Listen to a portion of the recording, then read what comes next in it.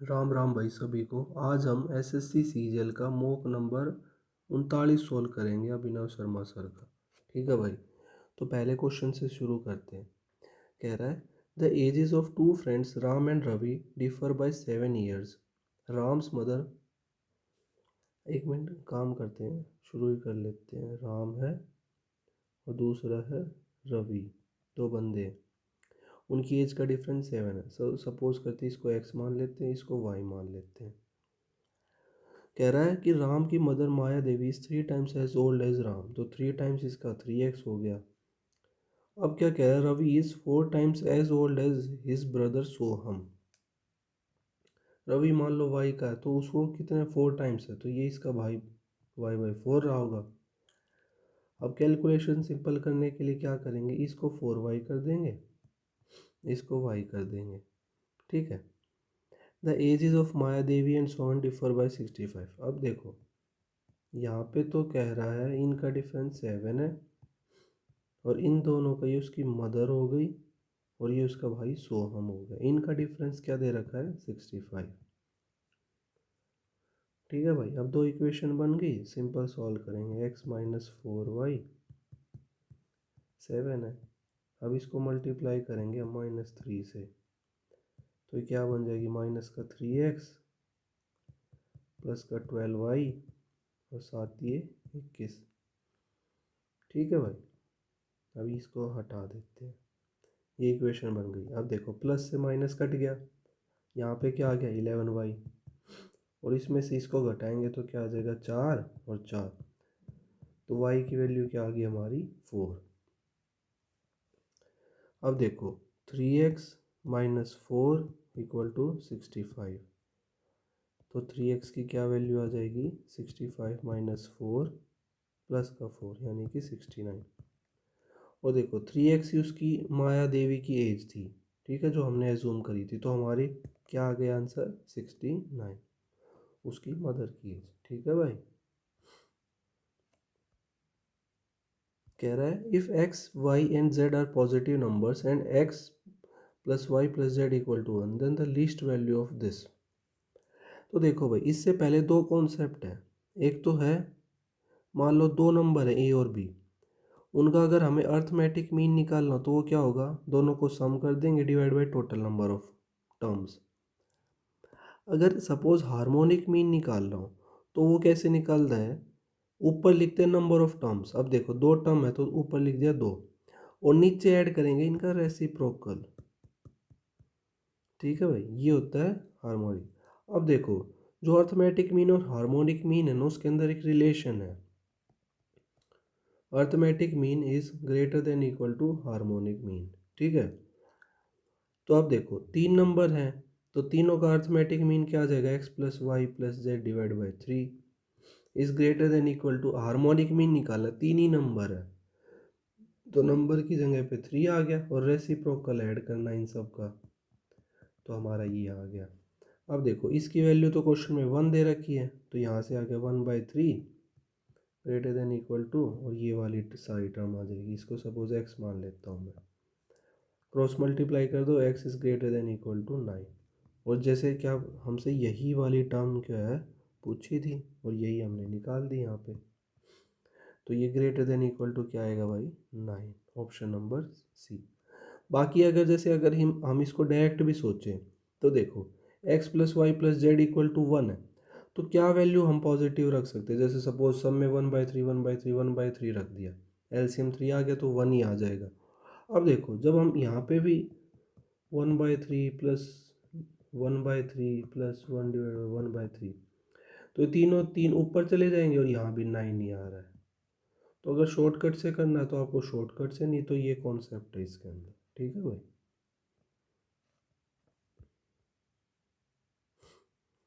कह रहा है stock portfolio consist of 4 stock, A represent 20% of the portfolio and has a return of C. इसी तरह B का है, फिर सी का है और डी का, सबके स्टॉक्स दे रहे। तो सपोज करो हमने टोटल स्टॉक्स 100 मान लिए, 100 थे हमारे पास। अब ए बी सी डी तीन केस में उसने डिवाइड करा, यहाँ पे 20%, बी में उसने करा 30%, 100 ही मान लिया तो हम परसेंटेज को हटा देते हैं यहाँ से।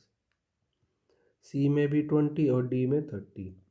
अब इन पे जो रिटर्न आया वो कितना, इस पे 6% का, बी पे कितना 8% का, सी पे आया 4% का, और डी पे कितना रिटर्न है -5। इसमें मतलब नुकसान हुआ उसको। तो देखो टोटल अब हमें क्या निकालना है, average return of the portfolio. Return कितना है, तो 20 की वैल्यू पे 6% का रिटर्न यानी कि 120% हो गया ये। प्लस में 8×3 = 24, प्लस में 80%, और यहाँ पे माइनस का 150%। और टोटल स्टॉक्स कितने थे हमारे पास 100। तो अब इन सबको बस ऐड करना है, 120 और 80 200, 240। 240 में से अगर 150 घटाएंगे तो 290 बटे 100%, यानी कि 2.9%। Option number A. ठीक है भाई। कह रहा है a boatman goes 2 kilometre against the current of stream in 1 hour and goes 1 kilometer along with the strong current in 10 minutes. How long will it take to go 6 kilometer in stationary water? अब हमें concept पता है, अगर जो boat है वो पानी के फ्लो के साथ जा रही होगी तो उसकी स्पीड प्लस में पानी की स्पीड वो एक्चुअल स्पीड हो जाएगी, जो मतलब रिलेटिव स्पीड। अगर वो करंट के अपोजिट जा रही है, जिस साइड नदी बह रही है उसके अपोजिट जा रही है, तो उनका जो रिलेटिव स्पीड होगा उनका माइनस ले लेंगे। तो देखो डिस्टेंस है 2 किलोमीटर और वो अगेंस्ट द स्ट्रीम जा रही, तो बोट की स्ट्रीम हमने एक्स मान ली और जो ना उसकी पानी की स्पीड है वो वाई मान ली। 1 घंटे में कवर कर रहे हैं। लेकिन जब वो 1 किलोमीटर जा रहा है विद द करंट तो वो 10 मिनट में कर ले रहा है। 10 मिनट का मतलब हो गया 1/6 आवर। ठीक है भाई। अब यहाँ से क्या आ जाएगा, x माइनस वाई की वैल्यू 2 आ गई, x प्लस वाई की वैल्यू 6 आ गई। अब बस x और y की वैल्यू निकाल लेंगे, फिर इसमें पुट कर देंगे। तो देखो भाई, दो इक्वेशन को सॉल्व करना हो ना तो जो पॉजिटिव वैल्यू कैसे आएगी, वो दोनों को प्लस करके 2 से डिवाइड यानी कि 4, और नेगेटिव जो ये माइनस के साथ वाली वैल्यू आएगी वो कैसे आएगी, 6 - 2 ÷ 2। दोनों का डिफरेंस लेके 2 से डिवाइड, ये 2। तो अब हमें इससे मतलब है, क्योंकि ये पूछ रहा है 6 किलोमीटर नाव को जाना है, वो स्टेशनरी वाटर है, मतलब उसमें नदी कुछ बह नहीं रही, तो सिर्फ बोट की स्पीड से निकालेंगे /4, यानी कि आ गया 1.4 किलोमीटर, 1.5 आवर। ये तो किलोमीटर पर आवर में है ना, और यहाँ पे इसकी स्पीड आ जाएगी, नहीं ये किलोमीटर में है, ये किलोमीटर पर आवर है, तो ये कट जाएगा, ये ऊपर चला, तो 1.5 घंटे का मतलब 1 घंटा 30 मिनट। ठीक है भाई। क्या कह रहा है, the given table shows the percentage of marks obtained by 3 student in 3 different subject in an institute, और मैक्सिमम मार्क्स ब्रैकेट में दे रखे हैं। कह रहा है in if in order to pass the exam minimum 105 are need in history. तो ये तो परसेंटेज ऑफ मार्क्स, तो क्या पूछा है, how many student pass in the exam, तो कितने पास करेंगे। तो देखो 105 तो है पासिंग मार्क्स, टोटल मार्क्स है 175 इंटू 100, तो 25 से कट रहा है कितने बार, 7 टाइम्स, 4 टाइम्स। अब 7 से कट गया 15 टाइम्स, यानी कि क्या आ गया 60%। ये आ गया पासिंग परसेंटेज। अब देखो राम के 54 है, मोहन के 51 है, और तो ये तो 60 से कम है, तो ये दोनों मतलब फेल हो गए। इसने क्या पूछा, पास कितने हुए, तो ये वाला पास हुआ बंदा एक बंदा, तो ऑप्शन नंबर बी। ठीक है भाई। कह रहा है in a clearance sale a sari whose mark price is this is now sold rupees this much, what is the discount percentage on the sari. तो मतलब क्या कह रहा है, 10490 की एक साड़ी थी, उसको कुछ डिस्काउंट दिया गया, फिर वो बन गई 999441 की। ठीक है। तो अब उसमें बताना मैं डिस्काउंट परसेंटेज कितना दिया। अब देखो ये वाले क्वेश्चन को हम करने को ऐसे भी कर सकते हैं, 10490 है, 9441, डिफरेंस कितने का आएगा, 10 में से 11 9, और 8 में से 4 गया 4, 0 और ये 1, इतना माइनस हो रहा है ये। तो अब देखो ये तो इसका सीधा सीधा 10% ही हो गया ना, इसका सीधा सीधा मतलब अगर हम इसका 10490 का हम क्या करेंगे 90% अगर ले लेंगे और 10% अगर ले लेंगे तो यही वैल्यू आ जाएगी और यही माइनस कर रखी है, तो मतलब उसने 10% का ही डिस्काउंट दिया, ये उसकी 90% की वैल्यू आ गई। तो ये यहीं से सॉल्व हो गया डायरेक्ट। तो पहले डिफरेंस लेना है, फिर डिफरेंस जो आएगा उसको टोटल से डिवाइड कर देना है जो हमारा मार्केट प्राइस था इंटू 100, तो ये 10 आ गया। ठीक है भाई, सिंपल क्वेश्चन था। What is the distance between two center of circle radii 22 and 10 centimeter is 37? If the point of contact of a direct common tangent to the circles are m and q, then the length of, देखो भाई direct common tangent का क्या concept होता है, दो circles हैं ऐसे attach, ये उनका रेडियस होगा, ये उनकी दूरी दी हुई है और ये हमसे जो ये है ना, मतलब डायरेक्ट कॉमन टेंजेंट का मतलब दोनों सर्कल्स को पास करती हुई जा रही है। ठीक है, तो ये पॉइंट था M, ये Q, ये दोनों के सेंटर हो गए, इनके बीच की दूरी दी हुई थी 37। ठीक है, और एक की जो रेडियस दे रखी है वो 22 दे रखी है, एक की रेडियस दे रखी है 10, तो हमें ये वाली लेंथ निकालनी है MQ। तो डायरेक्ट कॉमन टेंजेंट का सीधा सीधा फॉर्मूला होता है भाई, जो उन दोनों के बीच में डिस्टेंस दे रखी है उसका स्क्वायर माइनस में R1 माइनस में R2 का होल स्क्वायर। एक सेकेंड में, तो अब देखो डी स्क्वायर की वैल्यू क्या है 37 का स्क्वायर माइनस में 22 माइनस 10 का होल स्क्वायर, तो ये आ जाएगा 37 का स्क्वायर माइनस में 12 का स्क्वायर, यानी कि अब देखो भाई, अब अगर आपको ट्रिपलेट याद है तो आपके लिए आसान हो जाएगा, नहीं तो इसको बैठ के करते रहो। अब देखो 37 के स्क्वायर में से 12 का स्क्वायर तो 39 तो आएगा नहीं। ठीक है भाई, हाँ, और अब 25 देखो, 25 तो बहुत ज़्यादा कम हो जाएगा। ठीक है भाई, वो भी नहीं आएगा। ठीक है भाई, अब बचा 35, यही इसके नियर बाय है। बाकी आपको ट्रिपलेट भी याद ही होना चाहिए, ट्रिपलेट क्या होता है 12 35 37। अगर आपको ये ट्रिपलेट याद होता तो आप डायरेक्ट निकाल लेते, नहीं तो आप फिर पहले स्क्वायर करोगे 37 का स्क्वायर, उसमें से 144 इसका स्क्वायर घटाओगे, तब जाके कहीं आंसर आएगा, तो ऐसे लेंदी पड़ जाएगा भाई ये। ठीक है, तो इसका आंसर नंबर ए 35। कह रहा है right angle isosceles triangle has an area of 50 square centimetre if it's hypotenuse is, तो देखो राइट एंगल आइसोसेलेस ट्रायंगल मतलब ये दोनों साइड्स इक्वल है, ये 90 हो गया तो ये 45, ये 45 रहा होगा। अब 45 45 वाली मान लो इनके सामने वाली साइड x और x है, तो 90 के सामने वाली साइड x√2 होती है। ठीक है भाई, ये आइसोसेलेस राइट एंगल ट्रायंगल की प्रॉपर्टी से है। क्या कह रहा है, अब जो एरिया है ना इसका वो 50 है, तो half into base x height भी एक्स, वो किसके इक्वल है 50 के। ठीक है, तो यहाँ से एक्स स्क्वायर की वैल्यू क्या आ गई, उधर जाके 100, तो एक्स की वैल्यू आ गई 10, एक्स की वैल्यू 10 है तो इसकी क्या हो जाएगी 10√2, हमसे हाइपोटेन्यूज ही पूछी थी, तो क्या हो जाएगा ऑप्शन नंबर सी। कह रहा है a merchant mixes two variety of sugar 5 kg और 3 kg which cost him 4 rupees and 6 rupees, what is the cost price of the mixture. तो देखो 4 रुपये की है 5 किलो, ठीक है भाई, और 6 रुपये वाली है 3 किलो, तो इनका मल्टीप्लाई कर देंगे, 5 4 20 18, और टोटल वैल्यू कितनी थी 8।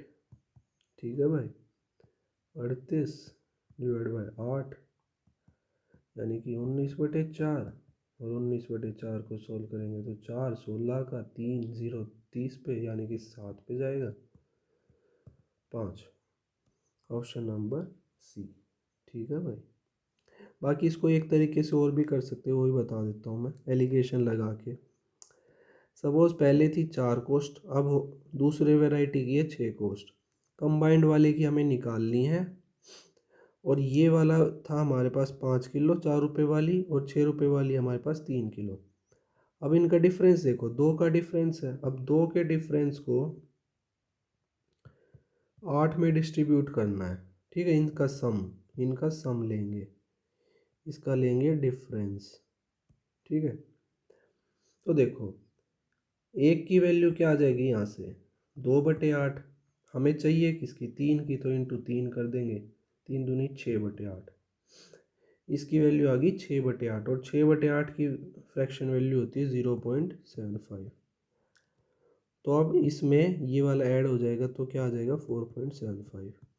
अब हम इससे क्रॉस वेरीफाई कर सकते हैं, कैसे, इंटू 5 कर देंगे तो आ जाएगा 10/8, और वो होता है 1.25। तो यानी कि 6 से माइनस करके 1.25 आना चाहिए, वो ही आ रहा है हमारा। ठीक है भाई, तो दोनों किसी भी तरीके से आप लोग कर सकते हो इसको। If 7 8 4 5 k 8 5 4 is divisible by 11, what is the value of के। सिंपल क्वेश्चन है। डिविजिबिलिटी रूल अगर आपको 11 का पता है तो इजीली कर लोगे, वो मैं बता देता हूँ। तो देखो जो अल्टरनेट प्लेस पे है ना, उनको ऐड करना शुरू करो। 8 और 4 12, 12 और 5 17, 17 और 8 25। तो इधर तो आ गई 25 वैल्यू। अब माइनस में लिखेंगे 5 के, 5 + k + 4 9, 9 9 और 7 16, 16 + k।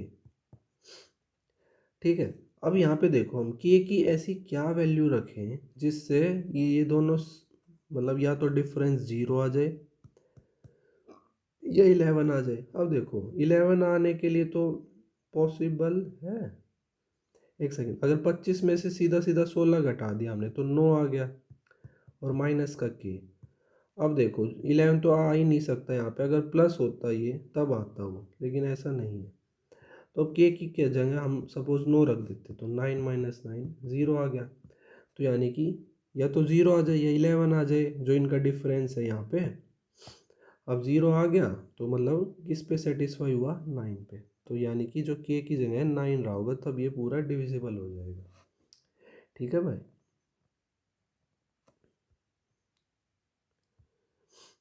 कह रहा है अब first number is increase by 12%। तो 12% की फ्रैक्शन वैल्यू 3/20, यानी कि 20 से बढ़ा के 23 कर दिया गया। Then increase by 23। अब 23 की तो कुछ फ्रैक्शन वैल्यू ही नहीं, तो सीधा सीधा 100 लिख लेते हैं, तो 100 से बढ़ के 123 हो गया। The number so obtained is now decrease by 34%। तो मान लो 100 ही था हमारे पास, डिक्रीज हो 34%, तो 66 का रह गया।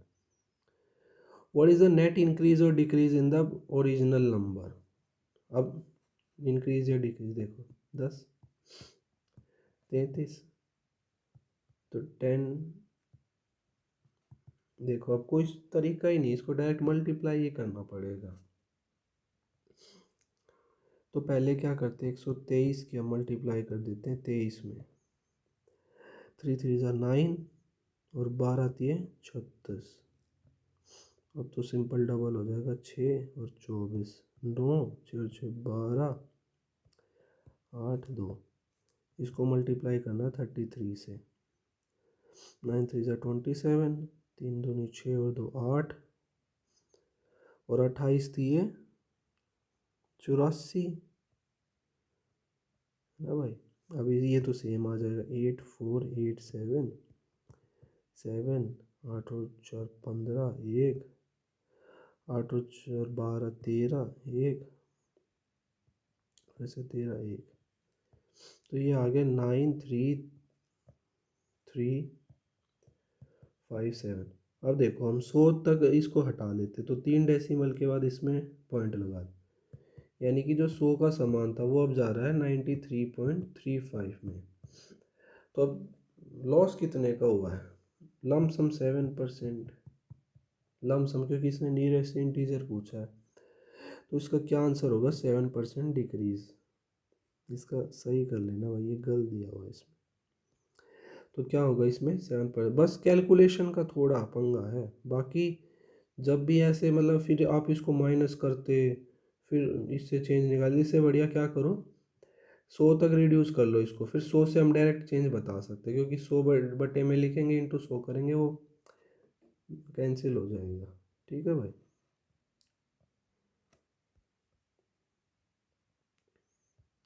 कह रहा है a pipe can fill an overhead tank in 12 hours but due to leak at the bottom it is filled in 18 hours. तो मान लिया सपोज एक ए पाइप है, वो 12 घंटे में पूरा भर दे रहा है, लेकिन अब लीक डेवलप हो गया, तो सपोज लीक को हमने बी से डिनोट कर दिया। अब लीक है तो उसके ऊपर माइनस का साइन लगा देंगे, और उस लीक के कारण वो 18 घंटे में पूरा भर रहा है। तो अब इनका एक कंबाइंड एफिशिएंसी ले लेते हैं, वो मतलब उसका टोटल जो कैपेसिटी होगी ना टैंक की वो आ जाएगी। इनका एलसीएम ले लिया हमने 36, तो ये आ गया एफिशिएंसी आ गई अब 3 और 2, यानी कि ए की एफिशिएंसी 3 है, तो बी की क्या रही होगी कि 2 आ जाए, इनकी कंबाइंड एफिशिएंसी 1 रही होगी। ठीक है भाई। हमें कह रहा है अब tank is full then how much time will it leak take to empty it. अब इसकी एफिशिएंसी कितनी है? 1, मतलब 1 घंटे में 1 यूनिट पानी निकाल रहा है, तो टोटल पानी है उस टैंक में 36 यूनिट। तो एक पानी निकाल रहा है 1 घंटे में, मान लो सपोज 36 लीटर हो गया, और ये निकाल रहा है 1 लीटर पर आवर। ये लीटर था, ये लीटर पर आवर, तो ये लीटर से लीटर कैंसिल, यानी कि 36 आवर्स उसको लगेंगे पूरा टैंक को एम्प्टी करने में। इसको भी करेक्ट कर लेना भाई, ये 36 आवर्स होगा। ठीक है भाई, ऑप्शन नंबर डी। कह रहा है a dishonest shopkeeper claims to sell at the rate of 25 rupees per KG. The cost price of the salt is 25 rupees per K. Not satisfied with this he tries to make profit by removing 200 gram from each KG, then what is the gain of shopkeeper. अच्छा भाई, तो देखो इसमें कैसे करते हैं, cost price selling price. वो कह रहा है कि 25 का जो सामान था ना वो 25 में ही बेच रहा है, यहाँ तो कोई मतलब वो नहीं कर रहा बेईमानी। लेकिन उसने क्या करा, हर ग्राम से 200 ग्राम उसने निकाल दिया। 1 केजी में होते हैं 1000 ग्राम, उसने 200 ग्राम निकाल दिया 1 किलो से, तो 1 किलो में कितना दे रहा है वो? 800 ग्राम दे रहा है। ठीक है भाई, कस्टमर को तो ये दिखा रहा है कि मैं पूरा 1000 ग्राम दे रहा हूँ, लेकिन उसने चुपके से निकाल लिया 200 ग्राम, तो उसके वो दे कितना रहा है? 800 ग्राम। कस्टमर को क्या लग रहा है, वो तो पूरा दे रहा है भाई 1000 ग्राम। तो बस इनका रेशो ले लेंगे कंबाइंड, तो 25 से तो 25 कैंसिल हो गया, 2 जीरो से 2 जीरो, 4 5, 4:5, यानी कि कितने का प्रॉफिट हो रहा है उसको? 1 का। कितने पे? 4 पे, इंटू 125, यानी कि उसको ये जो झोल कर रहा है उससे उसको 25% का फ़ायदा हो रहा है। ठीक है भाई।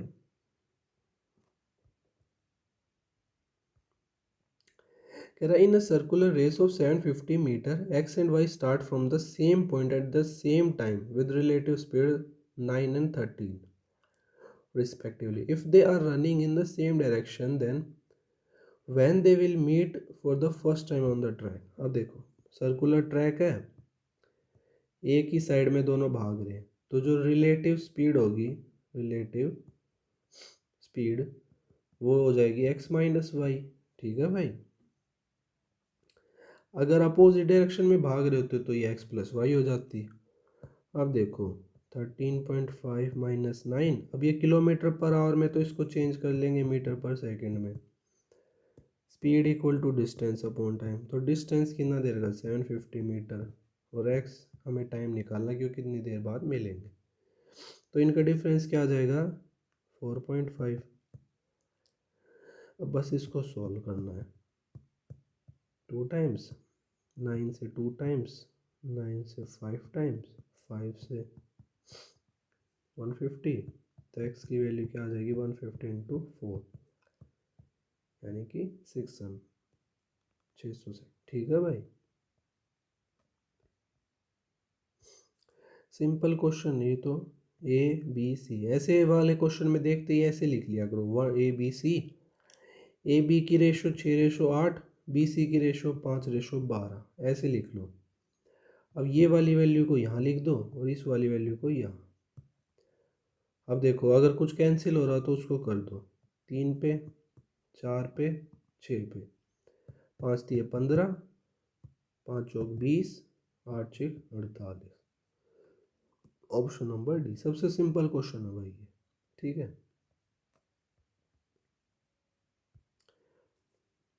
क्या कह रहा है, Ramesh has ₹18,000, he deposit ₹7,000 in a bank at the rate of 5% per annum and ₹6,000 in another bank at the rate of 6% per annum. If he received 1160 as simple interest at the end of 1 year, then the rate of interest per annum on the rest of the capital is equal to। तो देखो भाई, उसके पास total थे 18,000, उसने 3 बैंकों में invest करा है, 7,000,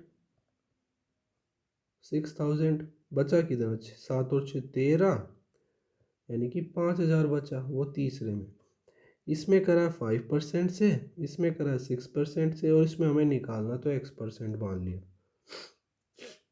ठीक है, अब देखो हमें पता है जो 100% प्रिंसिपल है, ठीक है, 100% की वैल्यू प्रिंसिपल के इक्वल है। अब देखो यहाँ से हम इसका सिंपल इंटरेस्ट निकालेंगे, इस वाले का, फिर इस वाले का, फिर ऐड कर देंगे। उसके लिए क्या करेंगे, इसको मल्टीप्लाई कर देंगे, 35% से 2 जीरो हट जाएंगे, 6 6 36, यहाँ से ही आ गया। अब इसका परसेंटेज हटाए तो 2 जीरो आ गई, 50x, और हमारे को इंटरेस्ट कितना दे रखा है, 1160। तो 50x इक्वल टू, इन दोनों को प्लस करा तो कितना आ जाएगा, 35 35 70 और 1 71, 710 आ गया। 710 तो 0 5 4, तो 50x इक्वल टू 450, ये कट गया, x कितना आ गया, 9%। Simple, option number C. कैसे करें इसको एक बार दोबारा बता देता हूँ मैं। टोटल अमाउंट थी, उसने 3 स्कीम्स में, मतलब 3 बैंक में डिपॉजिट करा, एक में 5% से, दूसरे में 6, और इसका पूछा था। तो सिंपल इंटरेस्ट, सिंपल जो प्रिंसिपल है ये वाली वैल्यू इंटू इंटरेस्ट, और ईयर तो 1 ही था, तो सिंपल वो इस वाली स्कीम से, ऐसे ही इस वाली स्कीम से, और टोटल हमें सिंपल इंटरेस्ट दे रखा था। तो वहाँ से हम जो लास्ट स्कीम है उसके अंदर किस रेट से इन्वेस्ट करा पैसा वो निकाल लेंगे। ठीक है भाई, सिंप्लीफिकेशन का कौन क्वेश्चन है ये तो। क्या कह रहा है, तो देखो पहले तो हम डिवाइड वाले सॉल्व करेंगे। तो 47 7 49 होता है, लेकिन इसमें पॉइंट है तो ये सिंपल 0.7 हो जाएगा। ठीक है, अगर आपको मतलब दिक्कत है इसमें ऐसे पॉइंट वालों में, तो क्या करना है, ऐसे लिख लेना, 10 लिख के 7, और अब इसमें एक डिजिट के बाद पॉइंट लगा देंगे, यानी कि -0.7। इसकी मल्टीप्लाई करनी, अब देखो डायरेक्ट इसकी मल्टीप्लाई मत करना, इसको मान लेना 4, और इनटू में 0.4, तो 4 4 जा 16, वैसे तो आता 1.6, लेकिन अब हमने क्या करा है इसमें, माइनस जब 0.1 करेंगे तो उस तक पहुँचेंगे। ठीक है भाई, तो अब इसका जब हम माइनस करेंगे तो क्या आ जाएगा, माइनस का 0.04, तो इससे ये माइनस कर देंगे, क्या आ जाएगा, 1.56। तो पूरा ना माइनस करके ऐसे लिख लिया करो इसको, तो ये आ गया हमारा 1.56, और प्लस में है 0.9। तो अब इनका जब इससे ये हटाएंगे तो ये आ जाएगा 0.2, इसमें 0.2 ऐड करा तो 6 7 1.76, 7 6 वैसे तो एक ही में है, तो ये आ जाएगा 22.7 से, ऑप्शन नंबर डी। ठीक है भाई,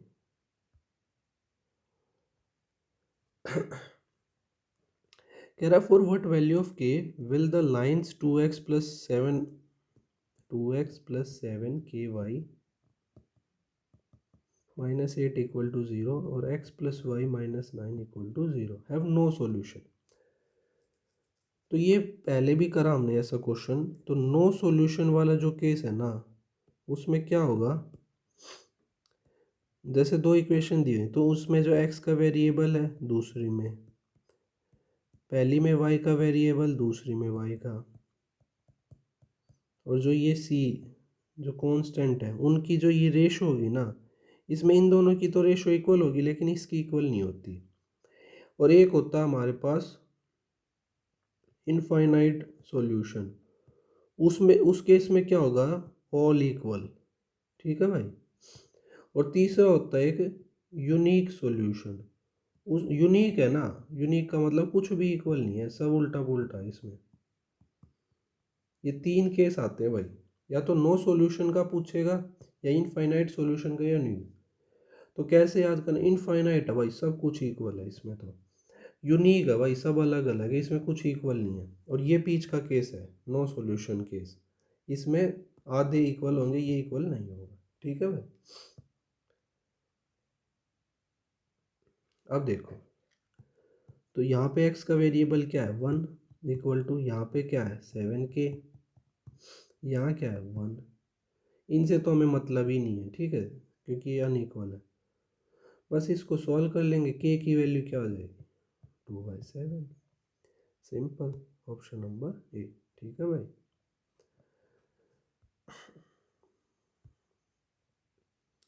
कह रहा है place A and B are 20 kilometre apart on the highway. ये ए है, ये बी है।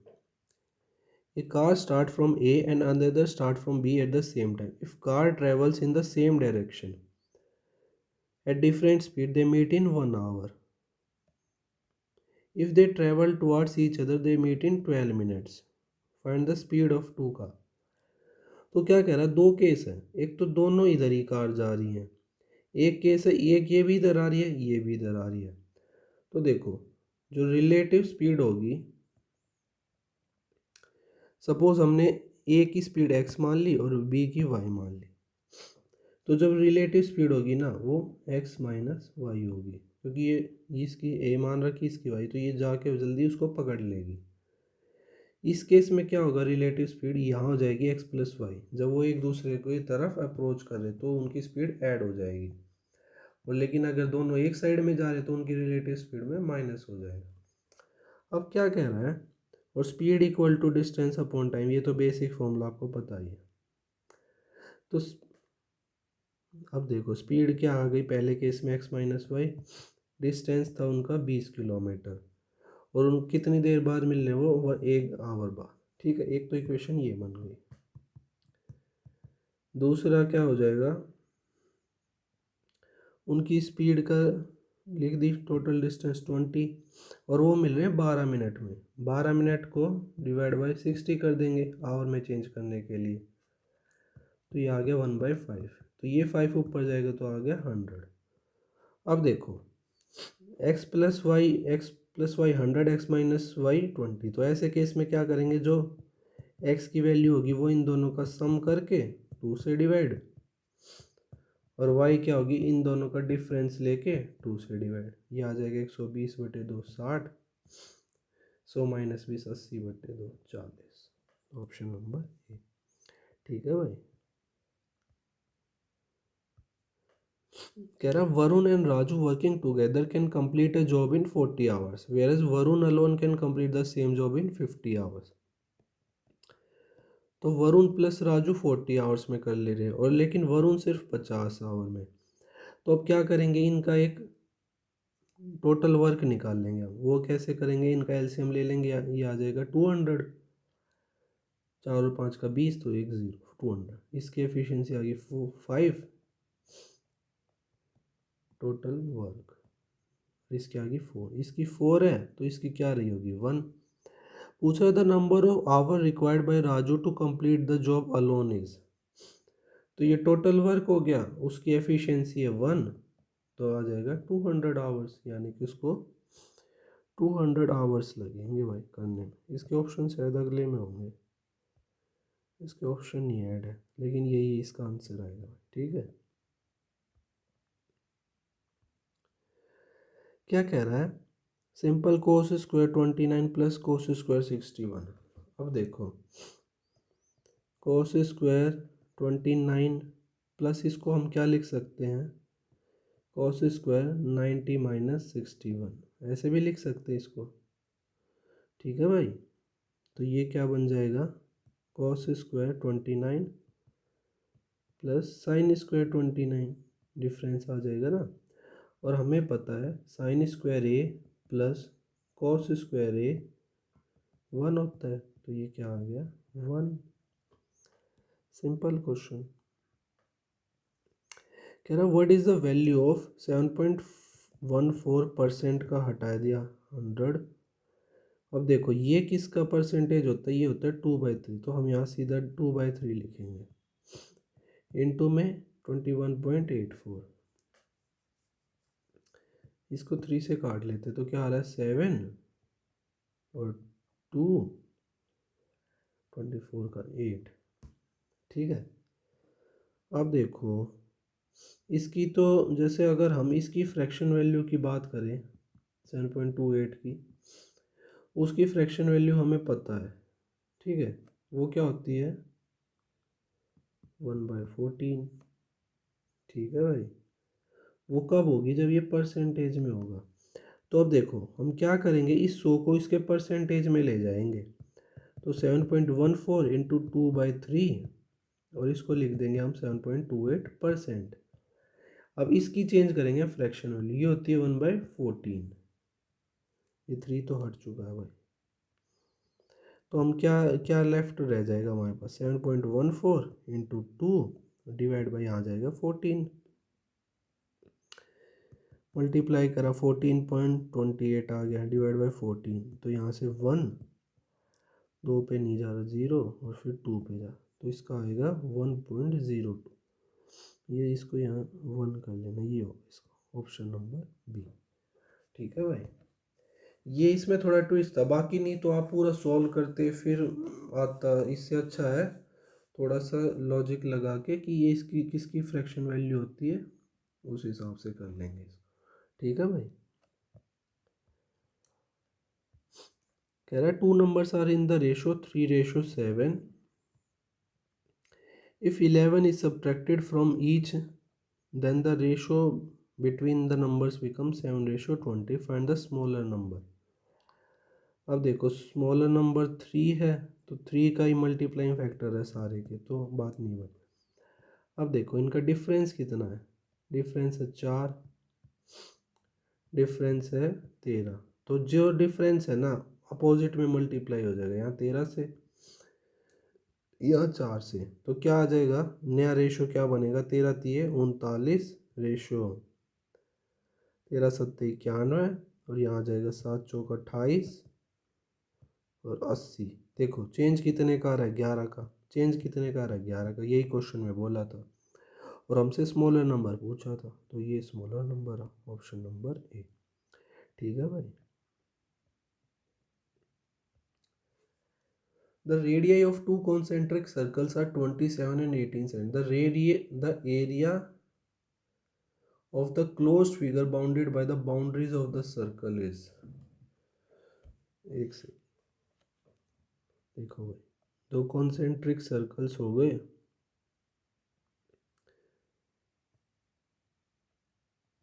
एक की जो रेडियस है वो 18 है और जो कंप्लीट किया वो 27 है। तो ये पूछ रहा है area bounded by in figures का जो एरिया है ना, ये वाले की बात कर रहा है। तो क्या करेंगे, simple pi r square minus r square, मतलब बड़े वाले सर्कल का पूरा लिया, फिर इस वाले को माइनस कर दिया, तो यही वाला हमारे पास पोर्शन बच जाएगा। ठीक है भाई, तो पाई को पाई ही रहने देते हैं, तो आर 27 का स्क्वायर माइनस में 18 का स्क्वायर, तो 27 का स्क्वायर आ जाएगा 729, माइनस में 18 का स्क्वायर आ जाएगा 324, 5 0 7 में से पाई सेंटीमीटर स्क्वायर। तो क्या रहा होगा 405 पाई centimetre square, option number A. ठीक है भाई। लास्ट क्वेश्चन है, क्या कह रहा है, a number is mistakenly divided by 4 instead of multiplying by 4, what is the percentage change in the result due to this mistake. तो मान लिया इस केस में हमने नंबर कुछ भी नहीं है तो अज्यूम कर लिया 100 है, ठीक है, सिंपल। उसको गलती से डिवाइड कर दिया 4 से, बल्कि 4 से डिवाइड कर दिया तो क्या आ गया 25, लेकिन उसको क्या करना था, मल्टीप्लाई करना था उसको 4 से।